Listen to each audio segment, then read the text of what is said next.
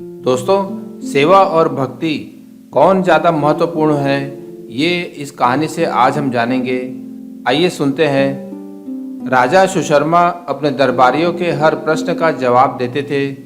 एक बार एक व्यक्ति ने दरबार में उनसे पूछा, राजन, मनुष्य के जीवन में भक्ति और सेवा में किसका महत्व ज़्यादा है?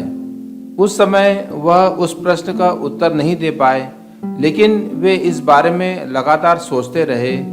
कुछ समय बाद राजा शिकार के लिए जंगल की ओर निकले, लेकिन उन्होंने किसी को साथ में नहीं लिया। घने जंगल में वह रास्ता भटक गए।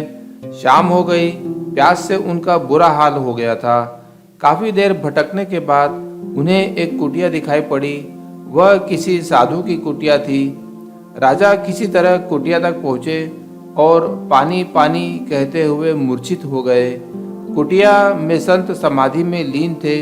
राजा के शब्द संत के कानों में गए।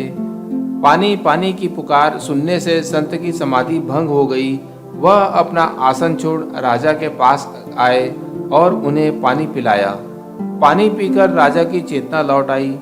राजा को जब पता चला कि संत समाधिस्थ थे, तो उन्होंने कहा, मुनिवर, मेरी वजह से आपके ध्यान में बाधा पड़ी। मैं दोषी हूँ, मुझे प्रायश्चित करना होगा।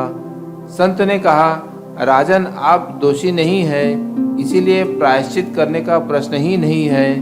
प्यासा पानी मांगता है और प्यास बुझाने वाला पानी देता है। आपने अपना कर्म किया और मैंने अपना धर्म।